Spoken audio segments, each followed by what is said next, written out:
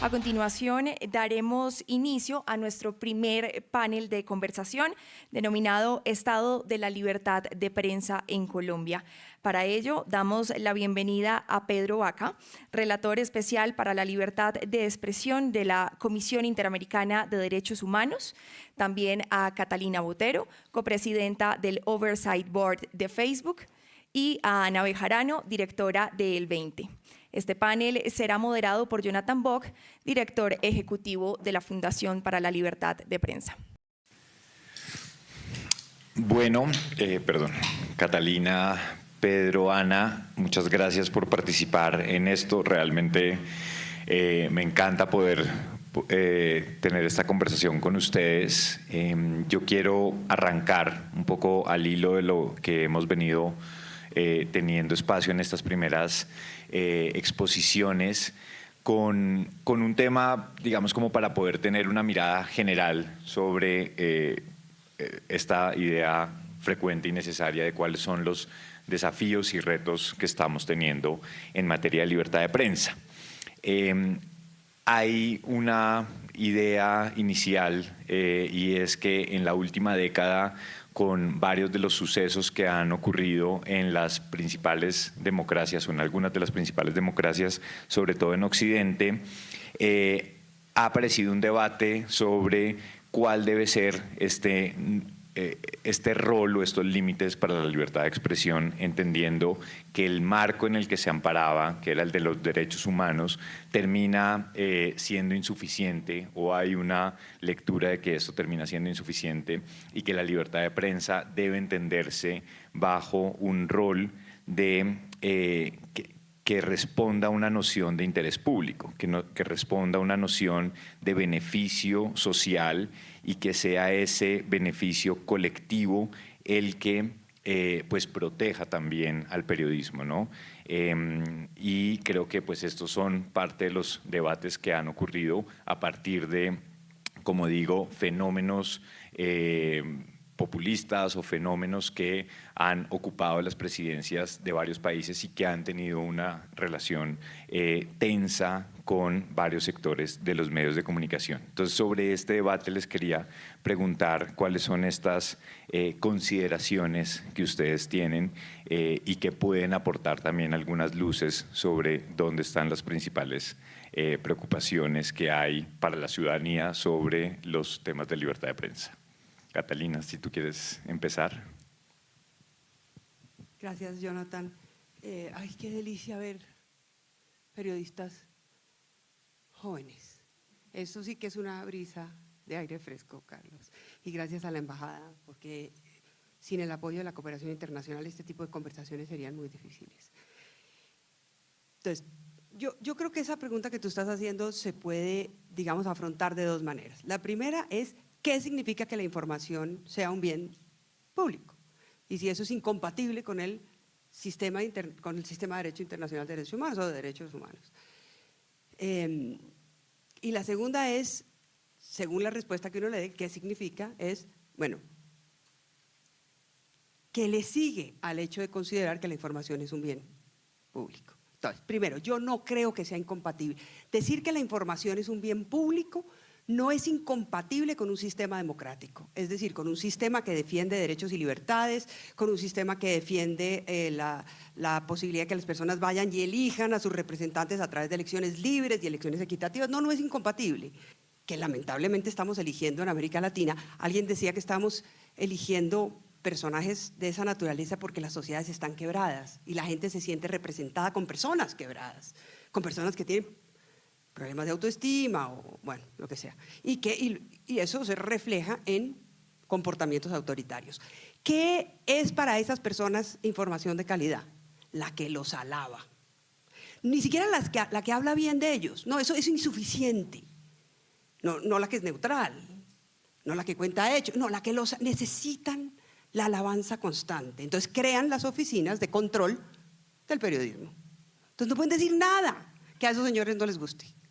Y eso surge, esas políticas surgen, y esas oficinas y esas leyes de prensa que todos nosotros conocemos bien y contra las cuales Carlos Lauría ha peleado 30 años o yo no sé cuánto tiempo y nosotros un poco menos, pero también Bueno, yo soy la más grande. Esas oficinas son lo que son oficinas de censura, con el argumento de que la información es un bien de interés público. Entonces, esa no puede ser la perspectiva. Pero la información de calidad sí es un bien de interés público.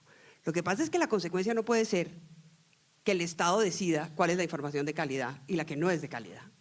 Lo que tenemos es que llegar a un consenso que nos permita entender que es importante que las sociedades estén informadas. ¿Y por qué es importante? ¿Y por qué es importante lo que ustedes están estudiando? O sea, ¿por qué es importante la profesión que ustedes van a ejercer? ¿Por qué mataron a Guillermo Cano?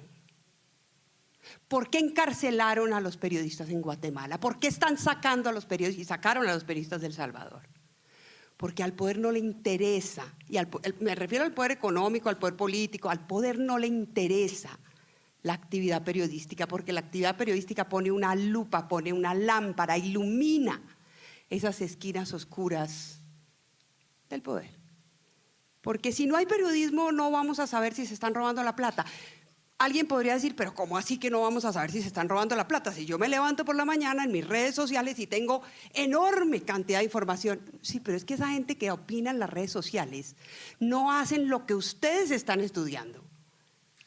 No investigan con un método riguroso, no confrontan las fuentes, no están sometidos a sistemas editoriales de control de la información, opinan. Y a punta de opinión uno no descubre la infiltración de los paramilitares en la política. A punta de opinión uno no sabe si un tratamiento médico que están utilizando tiene efectos perversos y está matando a la gente. A punta de opinión uno no sabe si realmente hay unos actos de corrupción o no. La opinión es fundamental para hacerse una idea sobre los hechos, pero necesitamos periodismo basado en evidencia. Y ese es el periodismo que refleja la idea del periodismo de interés público. ¿Y cómo se traduce? Y con esto termino. Entonces, uno, yo creo que el Estado no puede adoptar esta idea para decidir qué periodismo protege y cuál no. Esto es un error craso, porque los funcionarios del Estado van a decidir proteger el periodismo que los alaba. Punto.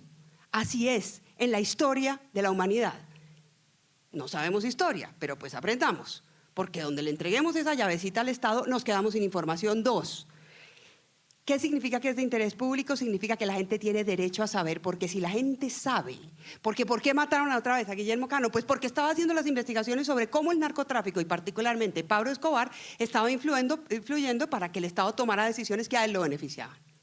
Cómo infiltraba al poder público, cómo capturaba al poder público, por eso lo mataron. Porque cuando la gente sabe eso, ejerce una presión para que eso no pase. Ese es el periodismo que refleja el interés público. ¿Cómo proteger especialmente ese periodismo? Uno, con todas las garantías del Estado democrático. Otra vez, esto no va en contravía. Decir que el periodismo es un bien de interés público no va en contravía del derecho constitucional. Al contrario, lo que hace es reforzar los valores del derecho constitucional. Todas las garantías del derecho constitucional a favor del periodismo, que sí, que a veces toca proteger el malo para proteger el bueno. Bueno, ¿qué hacemos? ¿Periodistas malos existen como existen abogados o abogadas malos o médicos? Sí, es verdad, pero para proteger el buen periodismo no podemos correr la línea de lo que el Estado puede hacer, porque entonces el Estado va a terminar y esos funcionarios van a terminar sacrificando el buen periodismo. Entonces, uno, hay que protegerlo con todas las garantías del derecho constitucional. Dos, hay que revisar el modelo de negocios, porque los periodistas tienen derecho a poder vivir de su trabajo, porque si no tampoco pueden investigar, se vuelven opinadores. Y para vivir de su trabajo hay que revisar el modelo que están utilizando las redes sociales, hay que revisar la publicidad oficial, porque la publicidad oficial no puede ser una manera de chantajear a los periodistas. Si usted publica a favor mío, entonces yo le doy una platica, pero si usted publica en contra, yo le quito la publicidad. No, eso mata el periodismo de interés público, el periodismo de calidad, el periodismo serio de investigación. Entonces, claro que tiene que haber publicidad oficial, porque la gente tiene derecho a saber dónde están los puntos de vacunación. Eso es publicidad oficial. Que el Estado diga, ustedes se pueden vacunar en este sitio, en este otro sitio y en este tercer sitio, a través de publicar esa información en medios de comunicación. Sí, está bien, pero con criterios objetivos.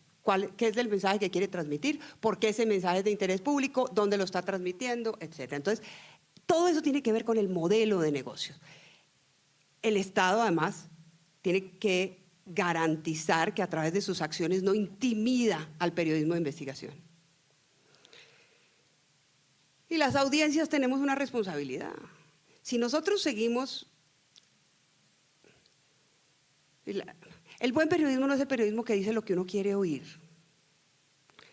El buen periodismo es el que tiene un método riguroso de investigación, basado en evidencia, que está sometido a criterios serios de verificación de datos.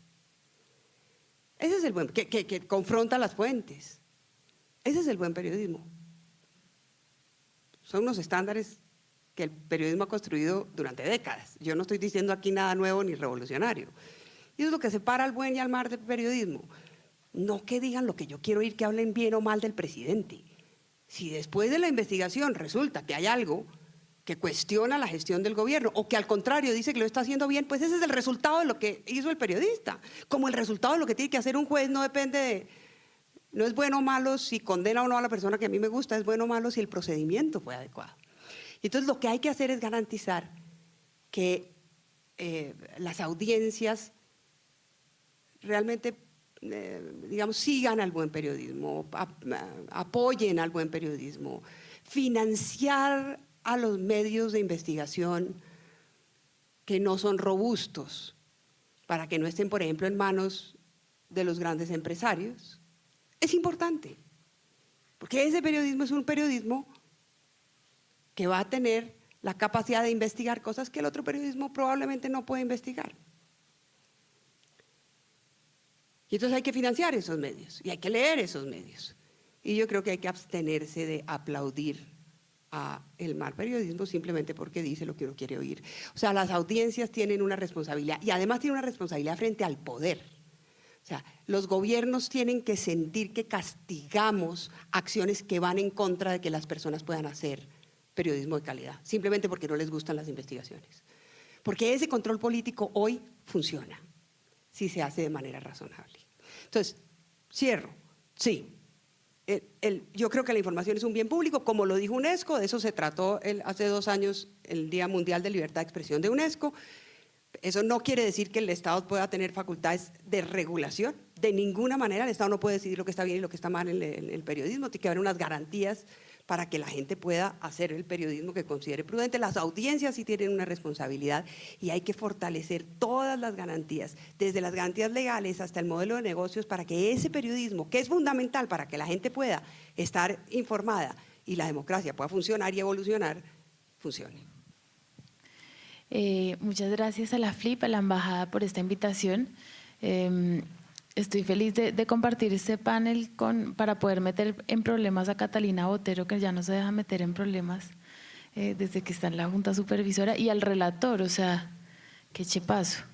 Pero es extraña la pregunta. Cuando el director de la FLIP nos mandó las preguntas, pensé que es casi como una obviedad.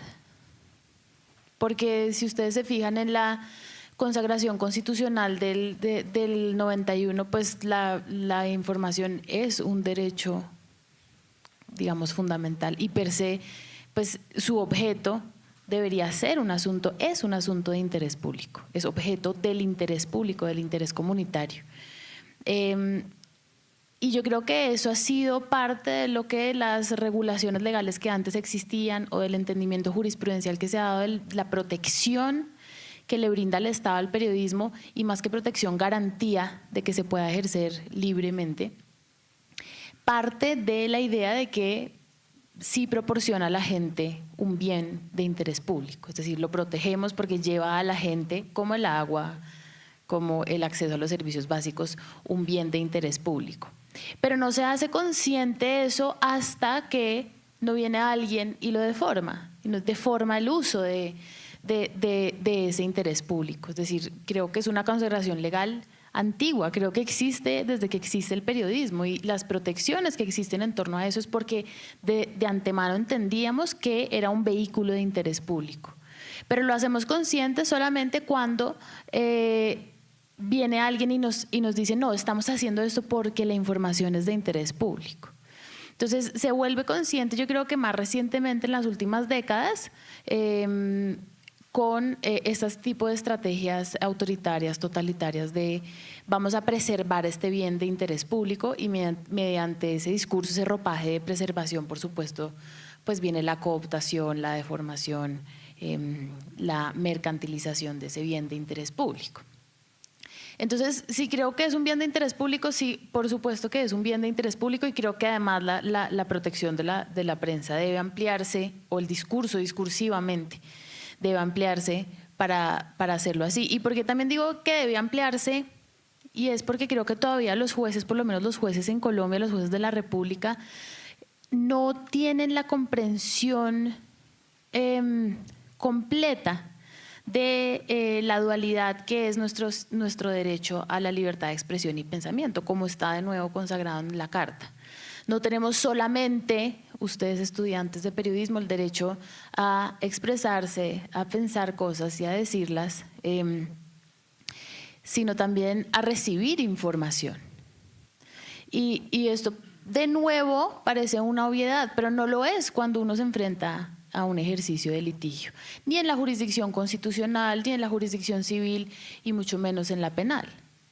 Porque no hay todavía conciencia en los cuerpos, digamos, en los sistemas de justicia, de que a la mano, como hemos venido en las democracias liberales, defendiendo y creando todo un discurso y un escaparate de qué es la libertad de expresión y de pensamiento, nos quedamos atrás un poco también con este derecho que, como digo de nuevo, dije al principio, es obvio. Es un derecho dual, así como tengo derecho de expresar, tengo también derecho a recibir cosas. Entonces, cuando se pone de presente, por ejemplo, a los jueces en los litigios civiles que están cada vez más incrementando, y vamos a hablar de riesgos más adelante, uno le dice, no, mire, es que esta actividad periodística tiene una especial protección, entonces por favor aplique esta excepción procesal o esta excepción de alguna naturaleza civil. No les cabe dentro de la cabeza que realmente ese es el vehículo del interés público en ese caso concreto. No es un tema de derechos de autor, no es un tema de cómo se reconoce la fotografía, etcétera, sino ese es el vehículo del interés público y tiene un interés fundamental a lo que estamos discutiendo en el proceso. Entonces creo que, claro que sí, la información es una estrategia argumentativa que hay que ampliar el derecho a la información como de interés público para que se entienda una protección mucho más amplia que el simple discurso de los derechos humanos, que por supuesto no es simple, pero estamos lejísimos todavía de que eso ocurra en la práctica, y me refiero yo pues a lo que hacemos en el 20, que es litigar. Porque todas estas cosas, y ustedes estudiantes ojalá nunca necesiten de la ayuda de alguien como el 20, de una organización como el 20, pero lo más probable es que si hacen periodismo serio en este país lo van a necesitar, porque es la amenaza más común que enfrenta el periodismo hoy en día, que es el acoso judicial, por supuesto, y en otras regiones amenazas de otra naturaleza más gravosa, ¿cierto? Entonces, también a veces pienso de qué nos sirven estos foros y estas reflexiones y estas conversaciones maravillosas entre colegas, cuando ante los jueces de la República todavía hay que convencerlos de que el periodismo es el vehículo del interés público, que es el derecho a la información. Y digamos, esa barrera cognitiva que todavía tenemos con los jueces de la República, que son quienes en últimas terminan decidiendo, imponiendo las pocas reglas que hay, que estoy de acuerdo deberían ser siempre prioritariamente vía jurisprudencial. Si no son ellos quienes nos escuchan y quienes recogen estas consideraciones, vamos a tener todavía una gran distancia entre lo que pasa en una facultad de periodismo como esta facultad y lo que terminan decidiendo en un caso de persecución a un periodista, como hay tantos en Colombia. Entonces, sí, estoy de acuerdo con Catalina, pero creo que todavía nos falta en la práctica jurídica y en el litigio una cantidad de estrategias, y también es nuestra responsabilidad y la suya como estudiantes de poder mostrarle a la generación de jueces que está fallando sobre estos peligros, que hay que empezar a reconocer y ampliar las formas en las que entendemos la protección legal que existe para el periodismo como actividad de interés público. Hola, buenos días. Bueno, en primer lugar, agradecer al director de la FLIP, Jonathan Bock, a la Embajada de Suecia, a la Universidad del Rosario, a todas las organizaciones, entidades que están acá, a la Sociedad Interamericana de Prensa, a la Academia que ve temas de libertad de expresión. Yo animo a que este tipo de conversaciones se sigan dando porque pensar sobre estos conceptos más allá de la semántica, es decir, yo creo que nadie se puede oponer al concepto de interés público porque hay asuntos de interés público y porque las sociedades necesitan puntos de referencia para tomar decisiones colectivas como comunidad, ¿no? Ahora, creo que, como casi todos los debates de libertad de expresión, no está en la semántica. Como casi todos los debates de libertad de expresión, el problema no es semántico, el problema es contextual, ¿no? Recordaremos todos y todas que hubo hace algunos años discusiones en Ecuador sobre rectificación de caricaturas, ¿no?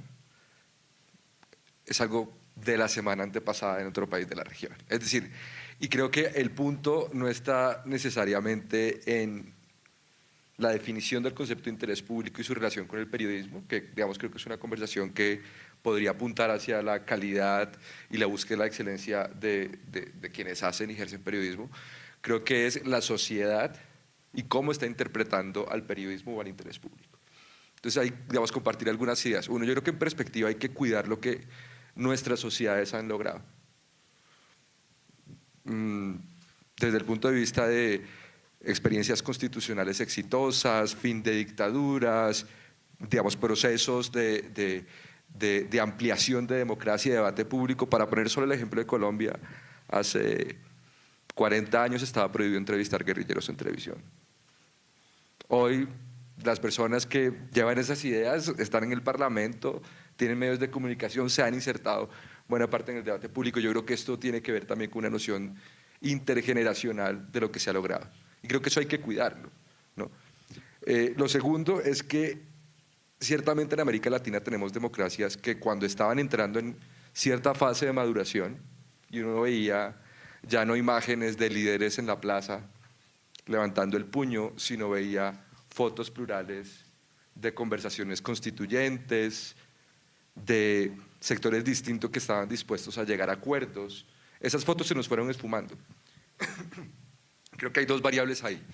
La primera es que ese debate democrático, digamos, esa actividad, por ejemplo, principalmente parlamentaria, ¿no?, de tener propuestas, llegar a acuerdos, matizar los acuerdos si es necesario para procurar una mejora futuro en colectivo, es muy importante que quienes participan de esa conversación estén convencidos. Es decir, el debate público no solo lo componen los periodistas, los componen las voces oficiales, lo componen las voces, digamos, que tienen resonancia en el debate público. Entonces, si hablamos de interés público, hablemos de interés público en toda la conversación, en todo el debate público, donde el periodismo hace una contribución.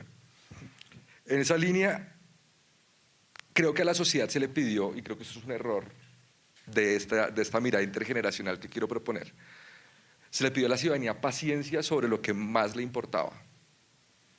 Déjennos debatir en congresos, déjennos debatir a nivel internacional, se elitizó de cierta manera la toma de decisiones públicas y a lo mejor las personas estaban con serios problemas de seguridad, de abastecimiento, de acceso a servicios, y había una lejanía muy fuerte entre lo que llamábamos en ese entonces, o lo que se podría llamar en ese entonces, debate democrático, plural, diverso, y las necesidades, a las personas les decíamos que tuvieran paciencia, ¿no? Y después la convicción en que pensar distinto, deliberar y ver caminos en colectivo es posible, esa convicción se volvió muy frágil. Y de repente, de una forma muy acelerada, y creo que es algo que está ocurriendo prácticamente en todos los estados occidentales, creo que nadie está exento de ese asunto, llegan algunos tipos de liderazgo que se acercan a la sociedad o a sectores amplios de la sociedad y dicen, no tienen que esperar tanto, yo tengo la solución, es todo o nada, es ahora o nunca. Yo solo necesito ese respaldo. Y está en manos suyas cambiar su vida diaria. Creo que la libertad de expresión y el periodismo le hicieron muchas zancadillas antes y está tratando de levantarse en ese momento, en general, digamos, Y entonces eso hace que tengamos, por ejemplo, parlamentos que no deliberan. Eso hace que tengamos algo que yo creo que es bueno, pero que tiene unas emociones muy difíciles de manejar, y tenemos unas ciudadanías hiperpolitizadas, y eso es bueno. que la ciudadanía se sienta con ánimo, con ganas de participar, pero buena parte de las emociones de lo que los gringos llamarían drivers de esto, ¿no? Es lo voy a perder todo, necesito salvar a través de esta participación la apuesta de vida en la que creo, hay un nosotros y un los otros separado por un abismo y todo esto está atravesado por la libertad de expresión. Entonces cierro un poco con el planteamiento que desde la relatoría estamos haciendo, digamos, esto tiene digamos como cierto ciclo y también es un proceso. Nosotros estamos proponiendo que las democracias tienen que empezar a cuidar de sus voces de referencia. Y eso podría retomar el asunto de interés público, y eso, digamos, para quienes sean curiosos, curiosas, está en la declaración conjunta de relatores de libertad de expresión del año pasado. Y el ejemplo que yo encuentro más nítido para compartirlo es la pandemia. Y tiene mucho que ver con la veracidad, tiene que ver con el periodismo. Si nos remontamos al día 2 después del anuncio de la pandemia, ¿qué era cierto? Le íbamos a decir a los periodistas, no, vaya y me verifica eso, me lo contrasta con el Estado y no salga de su sala de redacción hasta... No, porque hay una expectativa de la gente de saber por qué está encerrada en su casa. Eso era una mezcla de, buscamos algunas personas expertas, nos vamos entrando a las disciplinas que más o menos saben, intentamos llenar esa sed de información, que no necesariamente está en los términos del artículo 20, pero es lo mejor posible que podía hacer el periodismo para responder a una sociedad que necesitaba de ese tipo de contenido, ¿no? Había desinformación un montón, intentos de manipulación todos los que quiera, instrumentalización del poder público para corruptelas, para volver más opaca la contratación, todo lo que vimos en esa situación. Pero por ahí iba una voz que yo creo que es una voz de referencia, la ciencia, que el día 10 no sabía mucho, pero a lo mejor al día 90 ya había hecho, siguiendo unos métodos, unos contrastes, unas revisiones entre pares. Estaba diciendo, vea, mi discurso científico frente a este problema que tiene este planeta es un discurso que toca elevarlo un poquito. No quiere decir que tengamos que censurar a alguien que quiera especular sobre la pandemia. Incluso a hoy sigue existiendo desinformación sobre la pandemia.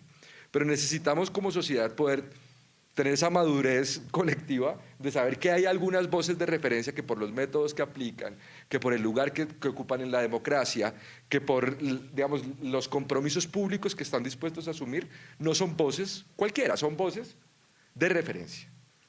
Digamos, creo que el ejemplo fácil y muy cercano a todas las personas que estamos acá es este de la pandemia y el discurso científico. Pero el discurso científico no es la única voz de referencia que necesita una democracia para tomar decisiones colectivas a futuro. La voz de los funcionarios públicos es muy importante, es una voz de referencia, viven de ser la voz de referencia. Entonces, si uno tiene una sociedad donde hay racismo, uno tiene un problema democrático que tiene que, digamos, antidemocrático que tiene que confrontar y tiene que buscar la eliminación tan pronto como sea posible. Ahora, si tenemos líderes políticos racistas, no solo se va a retrasar tremendamente la tarea, digamos, que tiene el Estado de Derecho y la sociedad de combatir y eliminar el racismo, sino que es probable que aumente, que se amplíen los márgenes de tolerancia al racismo y que empecemos a fracasar en algunos de nuestros compromisos. Luego, está muy vinculado al asunto de para mí, la conversación sobre interés público, a si verdaderamente, por ejemplo, las voces públicas velan por el interés público de la información, porque lo que digan, por ejemplo, y aquí estoy hablando de estándares del sistema interamericano, esté comprobado razonablemente. Porque velen de que al expresarse, que claro que pueden defenderse, claro que pueden participar de controversias, pero no pueden activarle riesgos a terceras personas, o no pueden dar a entender que está permitido agredir a contradictores políticos en defensa de sus propias ideas, ¿no? Y creo que hay otra segunda voz de referencia, digamos, después de la ciencia, nítidamente, son los funcionarios públicos. Yo extraño como, por ejemplo, si uno revisa casi todos los estatutos de los partidos políticos en la región, no pasa nada si hay un militante candidato que desinforma deliberadamente, esa persona no pasa por un comité de ética interno, de hecho, casi nunca hay una cláusula que prohíba que los políticos desinformen o que su partido tome cartas en el asunto si van a contaminar el debate público con información deliberadamente falsa. Y cierro con la última, y más bien lo dejo porque creo que hay quienes nos hemos ubicado más en el lugar de defender la libertad de expresión y la prensa, y también hay conversaciones que toca trasladarle a la prensa para que su propia comunidad las avance. Yo soy un convencido de que el periodismo está en la lucha de ser una voz de referencia, pero también es un sector o una actividad que es ampliamente seducida por los intentos de cooptación del debate público. Entonces, la única forma en la que el periodismo se puede elevar y salir del lodo de la desinformación para volverse una voz de referencia o aspirar a seguir siendo una voz de referencia para la toma de decisiones públicas es ofreciéndole a la sociedad un poco más de lo que se ha ofrecido hasta el momento. Llamémoslo transparencia, autorregulación, sostenibilidad. Hay que hacer muchas cosas para recuperar un lugar que, así como la ciencia y lo que uno espera de la voz de los funcionarios públicos, pueda y podamos tomar decisiones públicas con base en el periodismo, que creo que es algo en lo cual podemos estar perfectamente de acuerdo. Son varias reflexiones que me parece que son claves en esta conversación y un poco tomando, Ana, lo que decías de cuando se contamina el agua, ¿no? Cuando hay un actor que contamina el agua como bien público, y cuál es la respuesta que se le puede dar, y entendiendo también lo que menciona Catalina, que no puede ser, por supuesto, el Estado que en materia de información entre a decir esto. Estamos en un terreno en el que los actores que se están disputando ese lugar de referencia del que habla Pedro también, pues nos ponen una disputa sobre los relatos, una disputa sobre los hechos, una disputa que también busca pelearle ese lugar de enunciación al periodismo. Nosotros, esto es un debate que hemos tenido internamente en el proyecto Antonio Nariño, en la elaboración de un documento que hoy se va a hacer público, que habla también sobre cuáles son no solamente el diagnóstico actual que vemos del ecosistema mediático, sino cuáles son unas plan y unas guías que pueden llevar hacia esa reflexión y autorregulación. Que acá está Ricardo Corredor, que fue autor de ese informe y que se va a hacer desde hoy público, pero que marca también esta tensión sobre cómo estos actores nuevos o viejos también y que entran en esta disputa terminan afectando ese contenido y esa información. Y ahí la pregunta es, de todas maneras, esto sigue aportando en términos de libertad de prensa, y cuál es ese aporte, pero también cuál es, pues, digamos, como el aspecto que termina afectando negativamente a la libertad de prensa, también como para ligarlo con el punto que ustedes estaban planteando.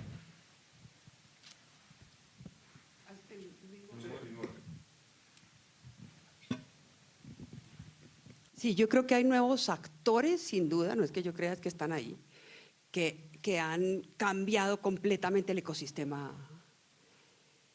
La pregunta es si lo han cambiado para bien o para mal, ¿cierto? Esa es la pregunta que tú estás haciendo, y eso cómo afecta al periodismo. Entonces aquí estamos entre el optimismo digital y el pesimismo digital.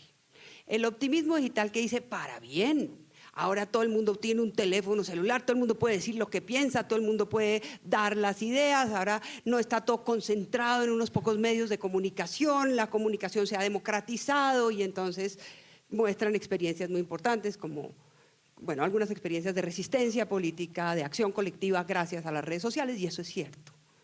Y luego viene el pesimismo digital, que dice, mire, eso fue bueno al principio, pero ahora tiene problemas serios, porque el derecho, la información como bien público tiene dos extremos. Quien la produce de calidad, que es cuando realmente es un bien público, y cuando digo de calidad, otra vez me refiero a los procesos de elaboración de esa información, y quien la recibe. Y resulta que en estos nuevos ecosistemas hay unos procesos muy poderosos de distorsión de los hechos. La opinión, cada uno decide, cada uno opina lo que quiere, pero tenemos que compartir unos hechos básicos, es decir, estamos en la Universidad del Rosario, en Bogotá, y es de día.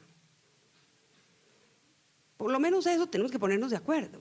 Y en las otras disciplinas o ciencias o oficios, pues hay formas de llegar a esos acuerdos, hay métodos a través de los cuales llegamos a esos acuerdos. No son acuerdos definitivos, no se llega a una verdad definitiva, pero ese mismo método permite controvertir esas verdades. Tú hablabas de voces de referencia, hablabas de la ciencia.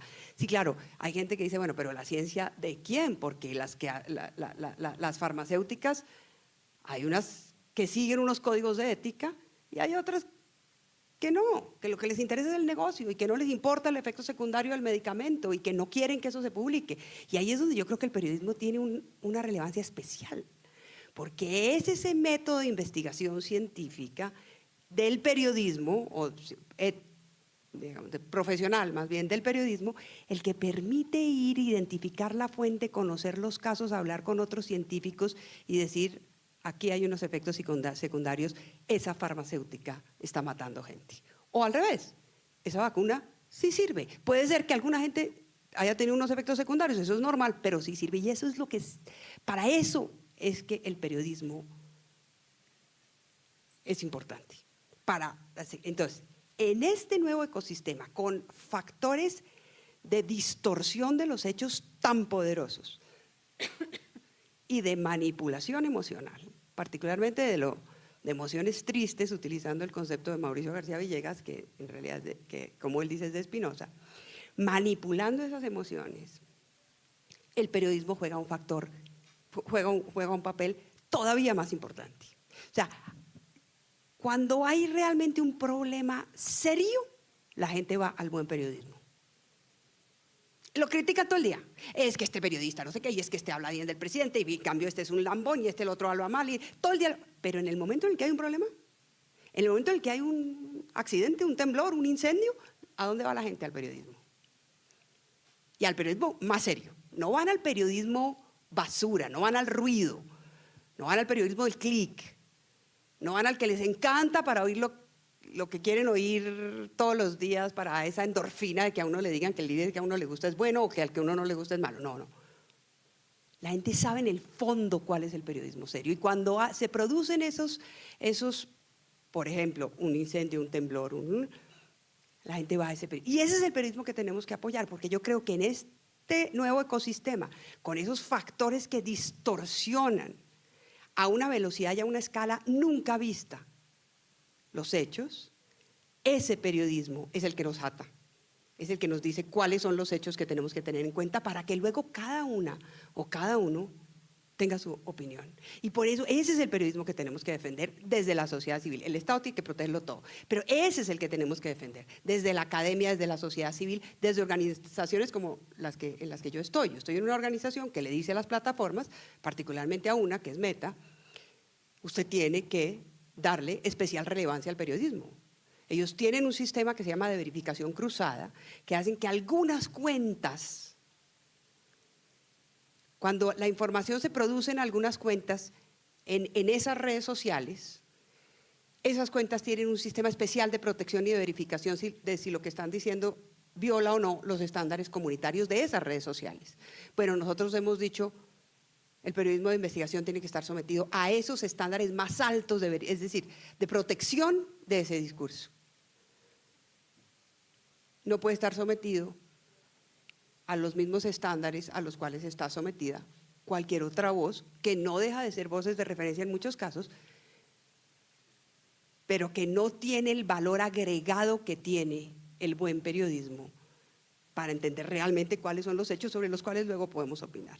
Entonces eso es lo que yo, digamos, en realidad creo que pasa en estos nuevos ecosistemas, en los que creo que el periodismo juega un papel central.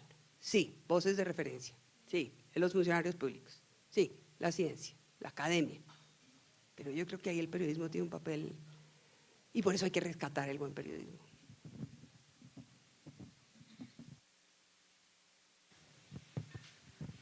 Bueno, no quiero desviar el debate, pero creo que el relator dijo que no se puede solicitar rectificaciones de caricaturas. Me quedo con ese pendiente para otra discusión. Es complejo, como, digamos, estoy de acuerdo con todo lo que dice Catalina, pero sí lleva la FLIP haciéndose esta pregunta ya varios años de cómo se relaciona la audiencia con el periodismo que consume. y cómo le hace veeduría, cómo la sociedad civil le hace veeduría al periodismo. Y si ustedes se fijan, eso es lo que le dicen todo el día a la FLIP. Busquen por favor memes de la FLIP en redes sociales. Y lo que más le interesa a la gente es decir, ¿por qué la FLIP no está todo el día con la regla de quién es el buen periodista y quién es el mal periodista? Porque ustedes defienden a los periodistas, pero cuando los periodistas hacen mal su trabajo no están diciéndole, señora, eso es una afectación al interés público. Y claro que lo es. Es decir, piensen por qué la audiencia se siente tan incómoda a veces con el trabajo de la FLIP, porque dice, usted viene y defiende a los periodistas, los que nos gustan, los que no nos gustan, los que hacen el mejor trabajo, los que lo hacen no tan bien, porque ese es el derecho de la libertad de prensa, de existir, ¿cierto? Pero y también entonces en ese ejercicio reconocemos que ellos los protegemos porque son el vehículo del interés público, que es la información de interés público. Pero cuando esa misma gente coge la información de interés público, la distorsiona, la mercantiliza, la politiza, la ensucia, ahí sí la FLIP no puede decir nada. Y yo creo que es justo ese mandato de la FLIP, porque si no, ¿cómo haría su trabajo? ¿Cómo hacer el trabajo de decir a qué periodista realmente, cuál es merecedor de nuestra protección y de nuestra atención como organización de sociedad civil? De nuevo, y es el sirirí de la FLIP desde siempre, ese no es el trabajo de la FLIP. Pero sí es el trabajo de la audiencia, sí es el trabajo de la sociedad civil, que tampoco estamos haciendo. Porque lo que estamos haciendo, por lo menos en este debate público en Colombia, es enrocarse en sus sesgos confirmatorios, en sus pequeñas burbujas, ¿cierto? Escucho lo que quiero que me digan, estoy ahí con la gente que piensa igual que yo. Cualquier medio de comunicación saca, entonces, por favor, suscríbanse, pero ¿cómo voy a yo pagar a la revista a cambio para suscribirme? ¿Cómo así que el espectador está tan caro? Entonces yo creo que si algo pudiera hacer, si la FLIP y otras organizaciones de sociedad civil, es despertar a la sociedad civil, a la ciudadanía y decirle, este producto de interés público que usted consume cuesta dinero además hacerlo bien. Entonces no es algo solamente en lo que usted tiene que invertir, sino que usted es un activo, usted deposita activamente la confianza o la desconfianza en estos medios de comunicación y en estas formas de periodismo. No está pasando eso tampoco porque creo que la posibilidad de autorregulación, por lo menos del ecosistema periodístico en Colombia, está absolutamente fracturado y fraccionado. Y se los digo yo que soy abogada de periodistas, unos que seguramente les caen bien y otros que seguramente les caen muy mal. Y entre ellos se detestan. No hay ninguna posibilidad de que se sienten a decir, somos colegas de un mismo oficio, lo asumimos de manera muy diferente, pero estamos de acuerdo en estos 3 mínimos. Esa discusión ahorita es, bueno, no quiero decir imposible porque siento el ojo auscultador de Jonathan Bock, pero muy difícil. Muy difícil. Y entonces, ¿qué debería pasar?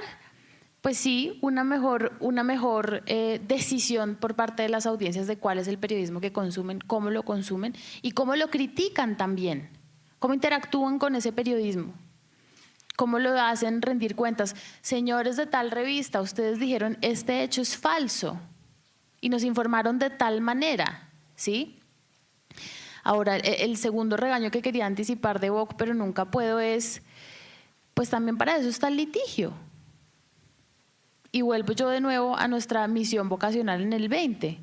Creo que sí hay causas litigiosas o creo que hay conflictos sociales, muchos de la libertad de expresión que no deberían judicializarse, tal vez la mayoría.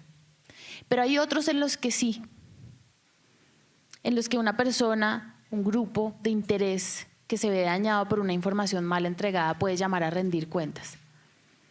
Y cuando no lo hace, porque el conglomerado mediático es gigantesco, porque es que tienen todas las de ganar en el debate público, porque encararlos es imposible, es bueno hacerlos llamar cuentas o por lo menos tener una conversación ante los jueces, que es lo que no quieren hacer. Y lo último que quería decir es entonces cómo interactúan estos problemas sin respuesta tal vez con pues la digitalización, lo que decía Catalina de la digitalización, que creo que lo justo sería el punto medio entre el optimismo ciego y el negativismo absolutista, cómo interactúan también con las redes sociales. Y de nuevo entonces es la imposibilidad de sentar conversaciones. Fíjense ustedes, la semana pasada estuvo el señor Zuckerberg y otros grandes de las plataformas en el Congreso, en la Comisión de Investigación Judicial, en el Congreso, rindiendo cuentas por lo que los gringos llamaron entonces ahora el problema de los derechos de los niños, la sexualización de menores en redes sociales. Unos de ellos fueron llamados, pues, digamos, por orden judicial, otros atendieron voluntariamente. Por favor, siéntense si tienen un rato y están muy aburridos y aburridas y escuchen las respuestas de estos magnates de la información, como unos robots programados. Además, ante un problema que por supuesto es empleado mediáticamente, manoseado, etcétera, que es el tema de los niños, que además le encanta a los republicanos y otras expresiones de derecha, el sainete de los niños para ciertas cosas. Pero por favor, miren la respuesta de estos señores, porque se saben que no hay forma de llamarlos a rendir cuentas. No hay forma de mandar a Facebook aquí en Colombia. No la hay, porque no hay jurisdicción. Pero tenemos 40 millones de usuarios. ¿Sí? Entonces, ¿cómo podemos empezar a dar unas mejores conversaciones con esos lugares en los que se desenvuelve este nuevo ecosistema mediático informativo? Creo sí que es importante empezar a pensar maneras de hacer sentar en la mesa de la conversación a los que voluntariamente aparecen de cuando en cuando.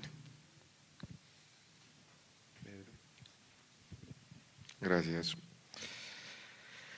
Yo soy un convencido que estamos en unos tiempos donde hay una guerra de la propaganda contra el periodismo. Y como toda guerra, digamos, tiene distintos recursos, herramientas, y creo que además es una guerra muy desigual, ¿no? Y no es solo propaganda oficial, ¿no? Que digamos es como la que en términos de conversaciones democráticas es más repugnante.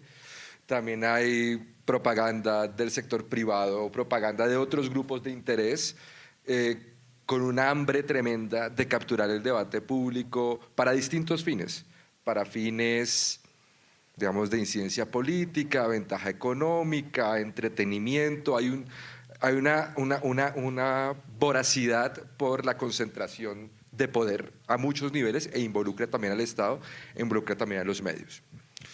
Entonces, si uno va un poquito como a cierta traza histórica, el periodismo y los medios de comunicación siempre tuvieron una ventaja que se ha venido diluyendo, y la ventaja es más bien práctica. El acceso a tecnologías que no son tan fácilmente accesibles y que se pueden operar, llámelo rotativa en algún momento, llámelo set de televisión, y eso hizo de cierta manera que el periodismo también estuviera mezclado con poder, con dinero y con cierta intelectualidad.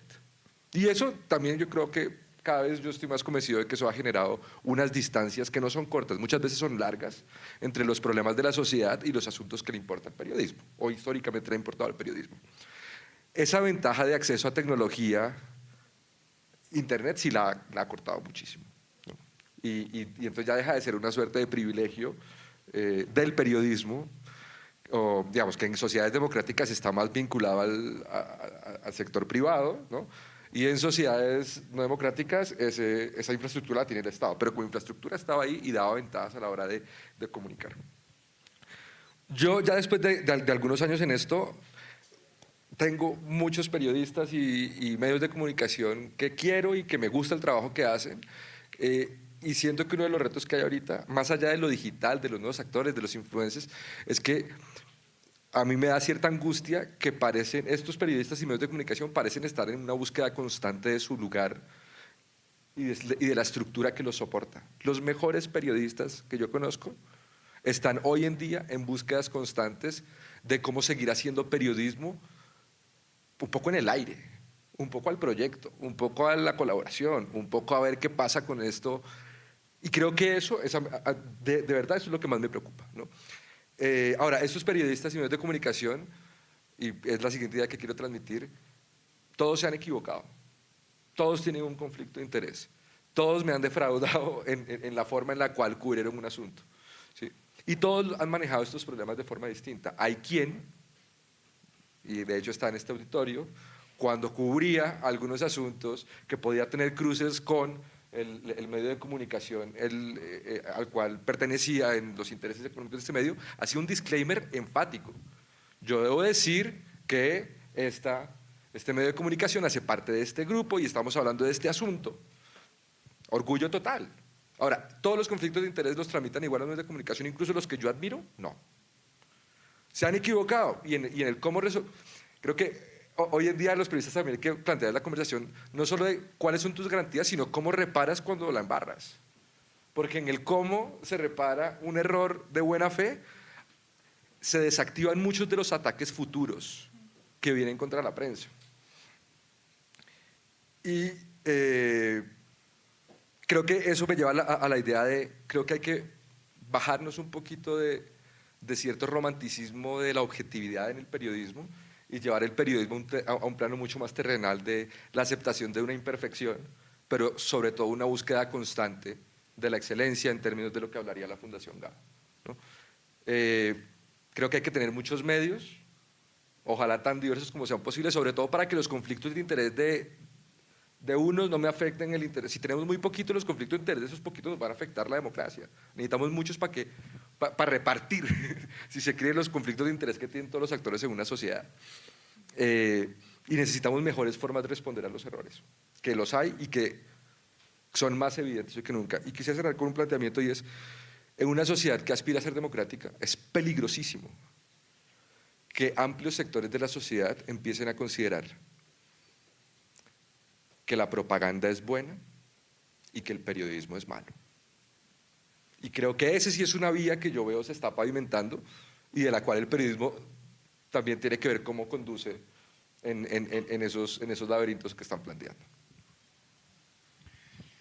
Bueno, me voy a quedar con una pregunta guardada porque se nos pasó el tiempo y nos espera el fika. Fika es la palabra más importante en sueco y es una palabra muy buena porque es fácil de pronunciar y alimenta. Entonces, guárdenla. Pero hay un par de preguntas que sí quiero hacer, que nos las escribieron de las personas que están. Hay dos que se repiten con parte de lo que ya hemos hablado de esta responsabilidad de los medios en contextos polarizados. Hay una pregunta que manda Roberto Rock, que es el presidente de la CIP, y que te la plantea a ti, Carolina. Y pregunta es, Catalina.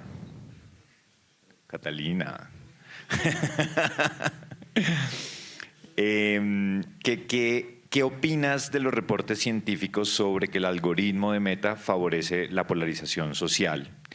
Y un poco en la línea con lo que mencionaba Ana también de lo que pasó en el Congreso, sobre el señalamiento de que se tienen, digamos, como en esa audiencia se decía que tenían las manos manchadas de sangre precisamente por lo que genera el algoritmo en esos entornos de polarización. Gracias, Roberto, por esa pregunta. Ana amenazó en meterte en problemas, pero fue finalmente Roberto. No, pero es que no me mete en problemas. Yo esto lo digo públicamente. Yo trabajo en una organización independiente que tiene un patrimonio autónomo, yo tengo un plazo independiente, yo no tengo ningún problema en opinar sobre estos temas. Y en decir lo mismo que decía antes de trabajar en esta organización y lo que espero seguir diciendo después. Y es que yo creo que los actores poderosos tienen que rendir cuentas.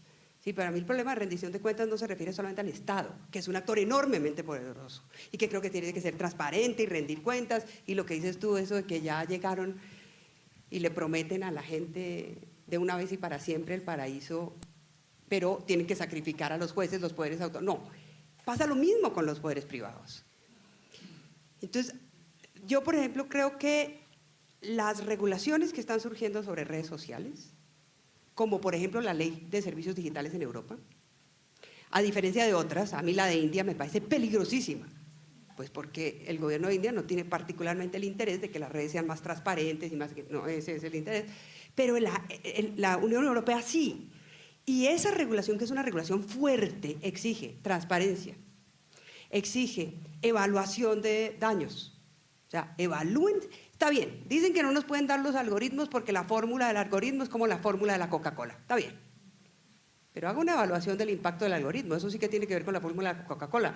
O sea, si la Coca-Cola envenena, pues usted no me tiene que dar la fórmula de la Coca-Cola, tienes que verificar si envenena o no y corregir todos esos errores y ser responsable además por el daño que produce. Entonces los obliga a hacer evaluación de daño sistémico, a ser transparente, a incorporar mecanismos de debido proceso. Crea una serie de organizaciones de la sociedad civil y de centros, por ejemplo, en el artículo 21 de la Ley de Servicios Digitales, de centros de apelación, para que los usuarios puedan tener un montón, para que no se produzca el vacío del que hablaba Ana Bejarano, para que las personas, los usuarios o las usuarias de las redes sociales o incluso personas afectadas puedan ir a estos centros de apelación para impugnar las decisiones de las plataformas. Entonces, son formas de regulación que están sobre todo enfocadas a que haya mayor control de daño, mayor evaluación de daño, mayor transparencia, mayor debido proceso y garantías para las y los usuarios, y yo creo en eso. Y a mí me parece que eso es fundamental. Y me parece además que es fundamental que en Europa hay un paquete de normativas, ¿no? Y hay una que se llama que tiende a la protección. Esta es la Ley de Servicios Digitales, hay otra que es como protección de medios. En esa se dice, por ejemplo, que las plataformas tienen que tener una especial protección de medios de comunicación. Esa está hoy está siendo enormemente debatida porque qué se entiende por un medio de comunicación, qué no se entiende, etcétera. Pero esa pregunta de cómo deben tratar las plataformas la información que producen los medios de comunicación y que no estás recibiendo, digamos, los recursos económicos que tendría que recibir, porque cuesta producirla, pero quien recibe la publicidad es la plataforma. Entonces ahí hay unas disputas que yo creo que hay que afrontar y que hay que resolver para que los medios de comunicación y los periodistas reciban las ganancias que necesitan para poder seguir haciendo su trabajo. Nadie está diciendo que necesitan para poder seguir haciendo su trabajo, y eso no está pasando hoy con el modelo de negocios, con las plataformas. Así que no me meten en problemas. Una última pregunta que pues se la dirijo a Pedro por el tema de esta relación de los referentes y entre ellos a la ciencia. Y la pregunta es que en esa multiplicidad de voces, que entendiendo pues como las voces que también hacen parte de la audiencia, ¿cómo evitamos no pecar en hacer una falsa o equivocada representación de las audiencias o los ciudadanos que nos leen, ven o escuchan?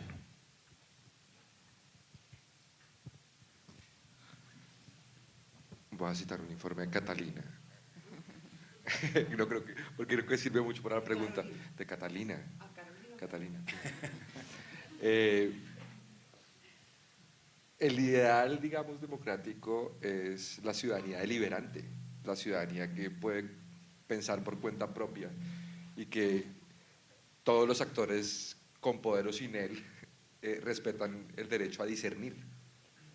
Creo que eso es un poco lo que está en juego, porque los ejercicios de propaganda, incluso el periodismo o quien se disfraza de periodismo, si me permiten la expresión, con el interés de manipular, que es otra forma de propaganda, parte del punto de considerar la incapacidad de discernir de la persona a la cual se le está dirigiendo.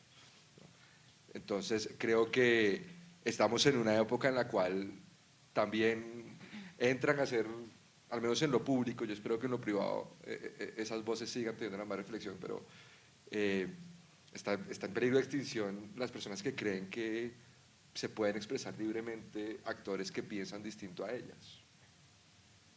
Sí, es decir, no, somos una especie, de cierta manera, quienes hemos defendido la libertad de expresión nos hemos visto, digamos, porque lo más difícil de ser director de la FLIP es tener las dos manos abiertas para que todas las expresiones que van a caer en una democracia puedan tener un mismo respaldo.